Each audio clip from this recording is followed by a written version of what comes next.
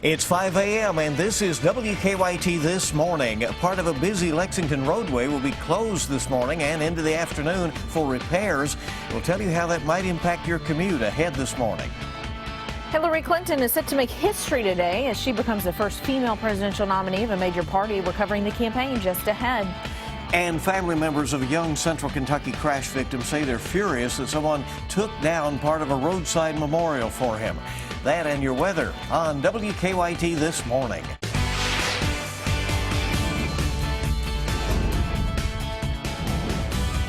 This is WKYT This Morning. Good morning. Welcome into you. I'm Rebecca Smith. I'm Bill Bryant. So good to have you with us here on Tuesday morning, July 26th. It looks to be we'll have a little stormy period here, at least the good chance of it the next few days. Yeah, Mike, it's almost sounding like a muggy, soupy kind of atmosphere. That's exactly right, because our front's right over us, and the front's not really moving all that much. And so once it just kind of sits there, it just allows that moisture just to continue to increase, allows the warm air to stay with us.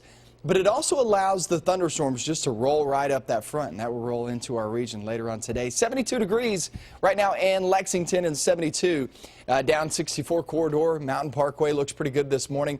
Could be some fog issues in some spots. Got to keep that in mind. But hit and miss thunderstorm activity again today. And it doesn't stop here. We're going to talk about a pretty wet forecast. That's the focus of the forecast with your flash flooding threat increasing the next few days. We'll get into that coming up. Okay, we'll see you in just a little bit. Thank you, and let's get to the news. Hillary Clinton is set to make history today as she becomes the first female presidential nominee of a major party. Tonight's roll call vote will come after a rocky first day at the Democratic National Convention, culminating with Bernie Sanders urging his supporters to back the former Secretary of State. Jamie Yukas has the latest on the campaign from Philadelphia. Bernie Sanders capped a contentious first day at the DNC, urging his backers to help Hillary Clinton beat Donald Trump in November. Hillary Clinton must become the next president of the United States. The Vermont senator's supporters repeatedly booed and interrupted the day's events. I'm going to be respectful of you, and I want you to be respectful of me. Fellow progressive Elizabeth Warren did her best to refocus attention on Trump. Donald Trump has no real plans for jobs or for college kids or for seniors. But it was First Lady Michelle Obama who managed to bridge the divide. Only one person who I believe is truly qualified to be president of the United States, and that is our friend Hillary Clinton. Some Bernie Sanders supporters say that no matter what, they will not vote for Hillary Clinton, even if that means Donald Trump becoming president. Many protesting outside the convention are still angry over the release of hacked emails suggesting DNC staffers favored Clinton over Sanders in the Democratic primaries. All we can do is come out and show our support and keep fighting for Bernie to the end. Sanders had a message for those demonstrators. Our revolution continues. Former President Bill Clinton will address the convention today, a day focusing on his wife's record of working for children and families. Jamie Yukas, CBS News, Philadelphia. Now, there are several Kentucky delegates at the Democratic National Convention this week, about 60 in total. Kentucky's highest-ranking Democrat, Secretary of State Allison Lundergan Grimes, is one of those delegates. According to her Facebook page, Grimes will be speaking today at the convention in the 5 to 6 o'clock hour. Well, Kentucky's U.S. Senate candidates are gearing up for their own campaigns ahead of the annual Fancy Farm Picnic. Both candidates are slated to make stops across the Commonwealth this week. Senator Rand Paul and Lexington Mayor Jim Gray are focusing on eastern Kentucky. WKYT's Mark Barber is at our live desk with more on the race. Good morning, Mark. Good morning, Bill. Kentucky's U.S. Senate candidates are heading to coal country today to campaign ahead of the annual Fancy Farm Picnic. Next Saturday, Senator Rand Paul and Lexington Mayor Jim Gray will head to Graves County for what is arguably one of the most important political days leading up to the election. As usual, coal will be a key issue discussed at Fancy Farm. So today, Democratic candidate Jim Gray is expected to start outlining his plans to help communities that are struggling as the coal industry falters. It could be a tough sell. Republicans have heaped criticism on Democrats like Gray after Hillary Clinton announced her policies would put a lot of coal miners and coal companies out of business. She later said those comments were a mistake. U.S. Senator Rand Paul will be on familiar ground today. He's popular in coal country and has made a part of his platform ending what he calls the liberal war on coal. He will be making 4 stops today to outline his ideas to help economically depressed coal communities. His town hall meetings will be in Corbin, Pineville, Whitesburg, and Harlan. The long-awaited and much anticipated Fancy Farm picnic will be on August 6th. From the live desk, Mark Barber, WKYT. Right, and both candidates confirmed to speak at Fancy Farm, so it should be lively this year. And we have a traffic alert to pass along this morning that will impact many drivers in Lexington. Part of Man o' War Boulevard in Hamburg will be closed for several hours today. WKYT's Mike Byer is live with details on this. Good morning. Good morning, Rebecca. Those who normally take Winchester Road to Man o' War Boulevard will have to use a different route today. Southbound Man o' War will be closed to traffic from Winchester Road. The closure will go in effect at 9 this morning, lasting till 3 this afternoon for pavement repairs. Those driving on Winchester Road during this time frame will not be able to turn left or right onto Man o' War. Northbound traffic will be moved to the southbound lane through the work zone on Man o' War. As a result, the Kentucky Transportation Cabinet recommends us using Polo Club Boulevard to access Man o' War. There are several other road projects going on today throughout Lexington. We'll share those with you coming up on WKYT News at 5:30. Live in Lexington, Mike Byer, WKYT. Thanks, Mike. In Whitley County, state police are trying to figure out what led up to a deadly crash. They say a car hit 2 people on Highway 895 near Williamsburg.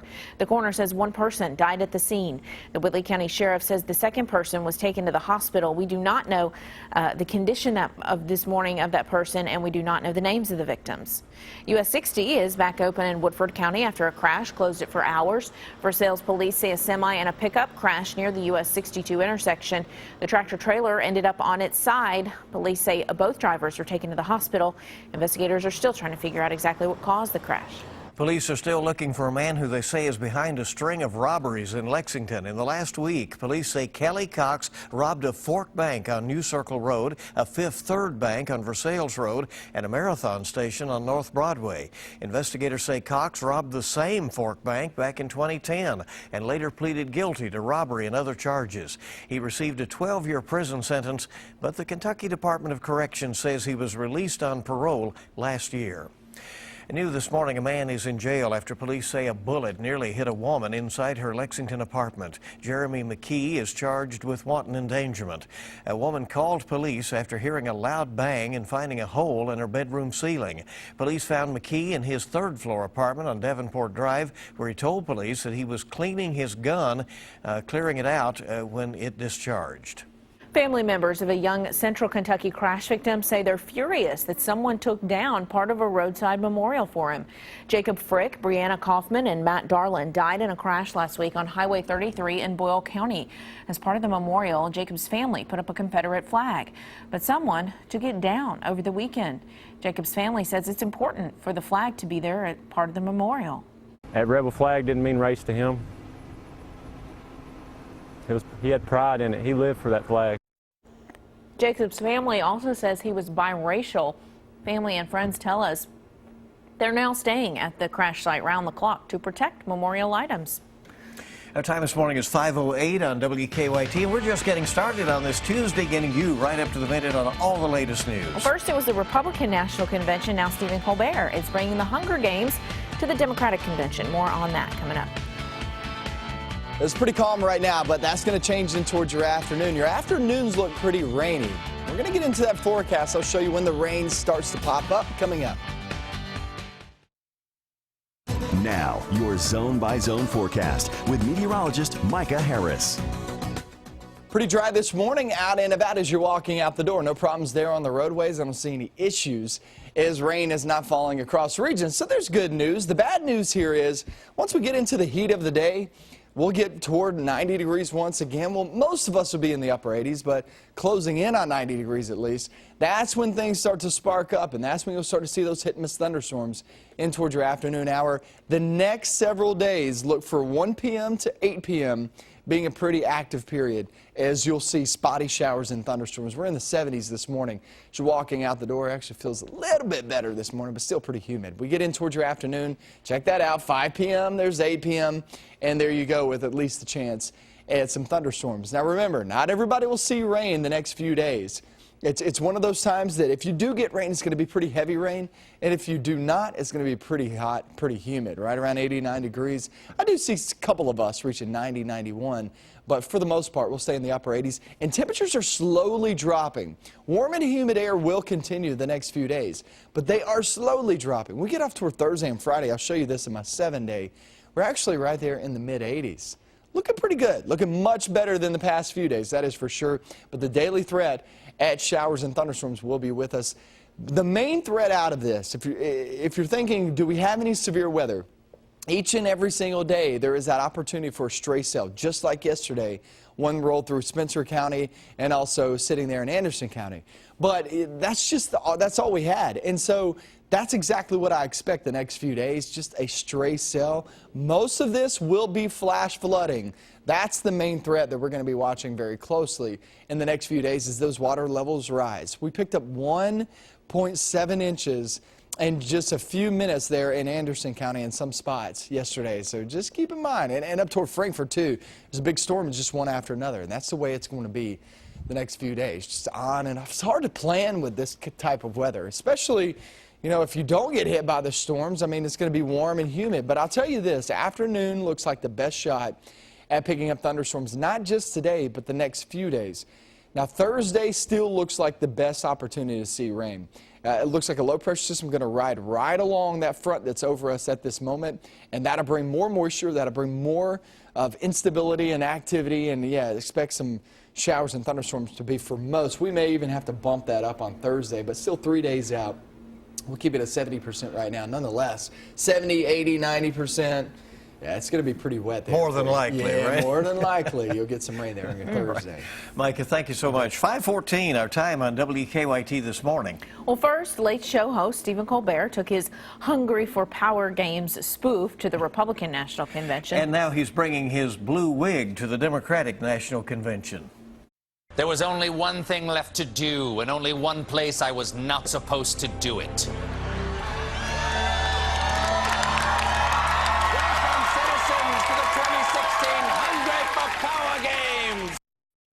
Colbert was in Philadelphia Sunday dressed like Cesar Flickerman, the host in the Hunger Games films.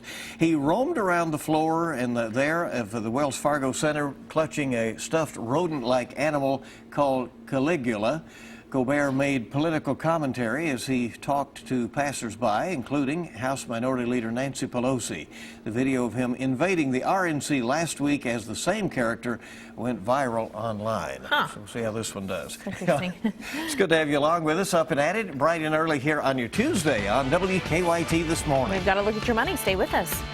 For the first time, a drone makes a home delivery, and a new kind of ATM could change how you get cash. I'm Brooke Silva Braga in New York. Those stories and more coming up in your CBS Money Watch report. Keep up with the latest news on WKYT.com. Join the conversation on Twitter and become a part of the WKYT Facebook family. Good morning. Glad you're with us on WKYT this morning. 5:19 is the time on your Tuesday. You may not need your ATM card much longer. And a 7-Eleven Slurpee has been delivered by drone. Of course, why not? Brooke Silva Braga has the latest on your money. More than 2/3 of U.S. workers enjoy paid sick leave, but a Labor Department report shows high-paid workers are much more likely to get the benefit. 87% of high earners, and that's those in the top quarter of income, get sick leave, while just 41% of those in the bottom quarter of the pay scale get the benefit. Stocks opened the week lower yesterday, the Dow losing 77 points, the Nasdaq inching down 2. A trip to the ATM may not require an ATM card for much longer. 70,000 cash machines are being rigged by FIS Cardless Cash to dispense money by using your smartphone to make the request and confirm your identity. Bank of America, among others, have similar plans. And the future of home delivery is here. 7-Eleven used a drone to deliver Slurpees and snacks to a customer in Reno, Nevada. It's believed to be the first time a shopper has placed an order and had it filled by a drone. And that's your Money Watch. For more, log on to CBSMoneyWatch.com. In New York, I'm Brooke Silva Braga. And we have a recall to pass along to parents this morning. A popular brand of video baby monitors are being recalled because of a burn risk. The recall involves Lorex Care and Share video baby monitors. Lorex says the video monitors' batteries can overheat, swell, and expand, causing the battery cover to pop off. There have been nearly 500 reports of the batteries overheating and expanding. The recall targets about 26,000 baby monitors sold in the United States. If you happen to have a recalled monitor, you should stop using it and contact Lorex for a full refund. And if they've had 500 instances of that, it's Right. a pretty, it's a track record that you need to be on the pay alert attention to. Yeah, 521 on WKYT this morning. Hey, it's time to rise and shine. Get going here on this Tuesday with more news on the way. Sports is up next. We are still weeks away from the start of the college football season, and the trash talking has begun on the UK side about U of L, and these guys don't play for months. Also, we have a look at Mercer County in our football previews and the SEC Big 12 Challenge for the women's basketball schedule. It's going to be UK, and I'll tell you next in sports.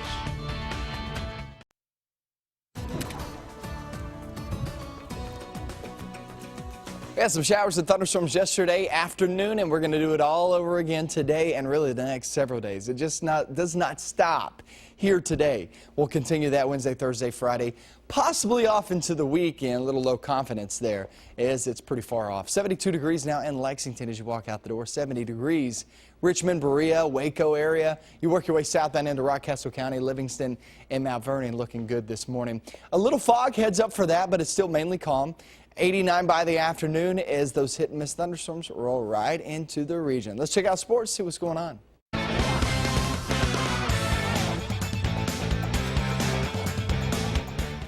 Lamar Thomas is among the new faces on the staff of Mark Stoops. He came over from Louisville, and he's coaching wide receivers. Thomas, he's got a lot of swagger to him. He's not afraid to go back and forth with opposing fans on Twitter. And over the weekend at the UK Women's Clinic, he took a shot at his former boss, Bobby Petrino, saying the other guy I used to work for wasn't as good as this one. Yesterday on KSR, Mark Stoops said he's well aware of what Thomas had to say. When I hire guys, I know who they are. I have a pretty good indication of who they are, and let them be themselves. Obviously, and I think that's part of Lamar. Part of the success he's had is bringing that out of the players and having that confidence and that swagger and that attitude. But you also have to have substance behind what you do, and and I know he has the substance, and that's what's most important. That's what's going to help our team improve. That's what's going to help our wide receivers play at a better level. Is the substance in his teaching. That's awesome. The Mercer County Titans won the district title last season in David Buchanan's first year at his alma mater. The Titans lost its first 5 games, but then rattled off 6 straight wins. The transition was tough last year, but now he feels his team has no excuses. We should be a lot further along on the learning curve. And last year, one of the toughest things for them was to learn how to practice the tempo that I wanted to practice, that we needed to.